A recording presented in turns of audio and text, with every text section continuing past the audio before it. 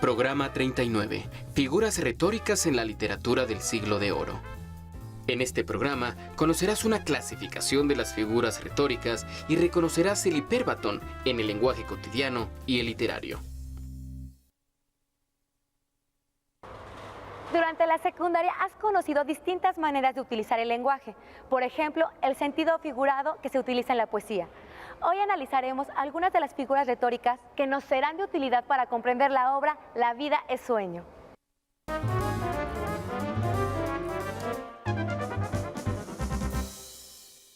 Las figuras retóricas son recursos lingüísticos que otorgan más expresividad a lo que se dice o se escribe. Representan una alteración del significado, originado por el cambio de orden de las palabras o de la combinación poco común de las mismas. Una manera de agrupar las figuras retóricas es por la forma como se construyen y el nuevo significado que crean. Entre las figuras retóricas producidas por la supresión o adición de palabras o fonemas se encuentran las siguientes. El pleonasmo es un ejemplo de este tipo de figura que consiste en recalcar una misma idea repitiéndola. Es una figura producida por la supresión o adición de palabras o fonemas. En este ejemplo, lo obvio es mencionar que los ojos son los que lloran. La elipsis, que consiste en suprimir una palabra para que el lector la deduzca a partir del sentido de la frase completa. En este caso, se trata de una figura producida por la ordenación y distribución de los diferentes elementos de una frase. Como podrán darse cuenta, en este ejemplo se omite la palabra hora. En el caso de la aliteración, se repite un sonido que guarda relación con el sentido de las palabras. Es una figura producida por la comparación de unos términos con otros. En este ejemplo, la repetición de la S imita el sonido que producen las abejas. En el caso de la anáfora, se repiten las mismas palabras o frases al inicio de versos. Son figuras producidas por la relación entre significados o conceptos. Ay, mísero de mí, ay, infelice, apurar cielos pretendo, ya que me tratáis así, ¿qué delito cometí contra vosotros naciendo? Aunque si nací ya entiendo qué delito he cometido, bastante causa he tenido vuestra justicia y rigor, pues el delito mayor del hombre es haber nacido. ¿No nacieron los demás? Pues si los demás nacieron, ¿qué privilegios tuvieron que yo no gocé jamás?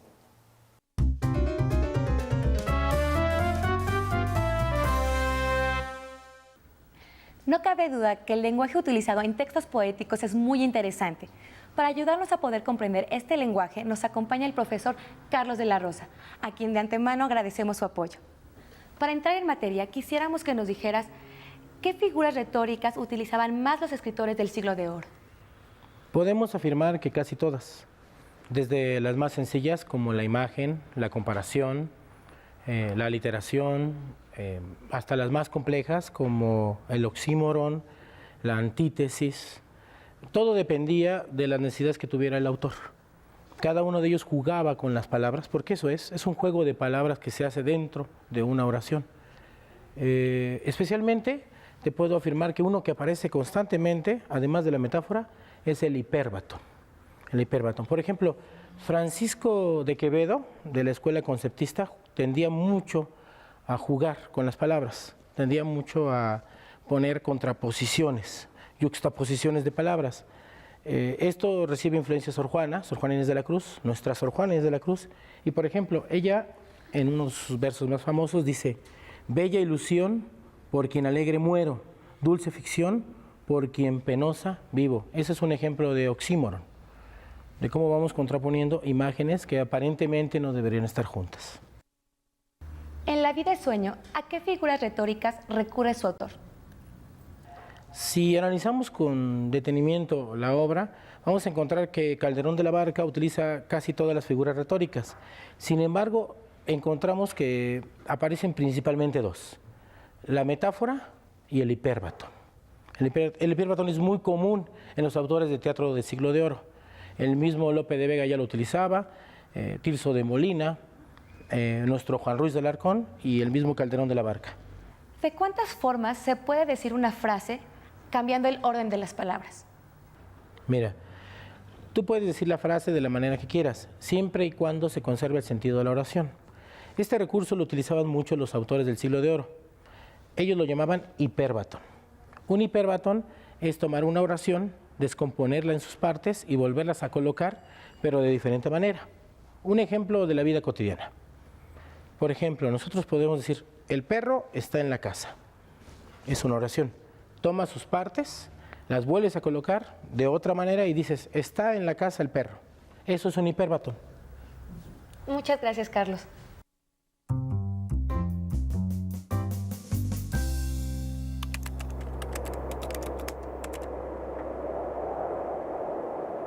Tiene muchas nubes del cielo.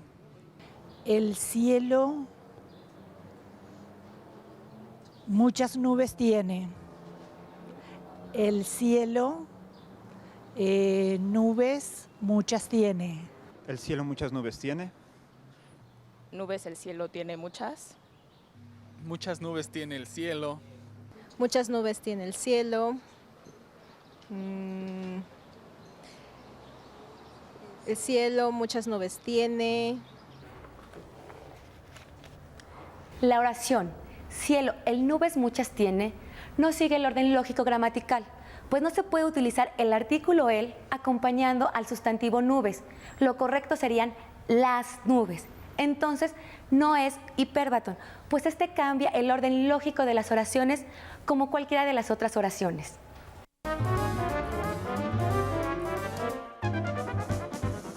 Hipérbaton cambia el orden de las palabras en las oraciones. Son figuras producidas por la ordenación y distribución de los diferentes elementos de una frase. En poesía, el hipérbaton sirve para hacer coincidir los últimos sonidos de los versos y de este modo completar la rima. Además, los poetas del barroco lo utilizaban para evitar las expresiones cotidianas. ¿Qué les parece si hacemos una pausa y conocemos algunos aspectos interesantes de la vida de Pedro Calderón de la Barca, autor de La vida es sueño?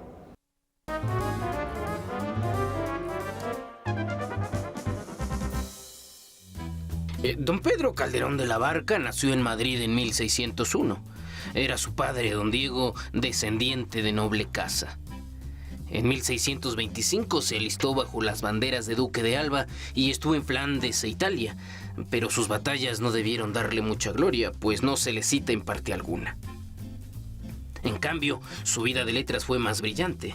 A los 13 años estrenó su primera comedia, El carro del cielo, fantasía que se desarrolla entre el cielo y la tierra, y a los 19 contaba ya con 3 o 4 éxitos teatrales. Su vida fue tranquila y parece ser que contaba como suceso de ella una cuchillada recibida en un tumulto habido en el estreno de sus obras. Y en aquellos tiempos una cuchillada no era cosa tan grave. Murió en 1681 y su entierro fue sin lujos, llevado como rezaba su testamento. Descubierto por si mereciese satisfacer en parte las públicas vanidades de mi mal gastada vida. Fue quizá el dramaturgo más importante del teatro español, el que ha hecho obras de más trascendencia y mayor alcance, en especial La vida es sueño, excepcional drama que reflexiona sobre la libertad del hombre, su conciencia y sus instintos bestiales. Es sorprendente la cantidad de recursos poéticos que utiliza Calderón de la Barca en La vida es sueño. De hecho, la primera metáfora es el título mismo. La vida es comparada con el sueño. La vida es como un sueño. Y la metáfora se construye así. La vida es sueño.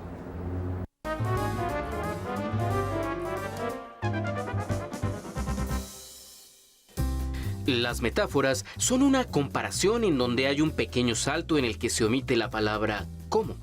En un fragmento de La vida es sueño encontramos el siguiente ejemplo. Nace el ave, y con las galas que le dan belleza suma, apenas es flor de pluma o ramillete con alas, cuando las etéreas alas corta con velocidad. Calderón la compara al ave con una flor. Con la palabra apenas entendemos que se refiere a un ave joven, que empieza a tener sus primeras plumas. También la compara con un ramillete de flores.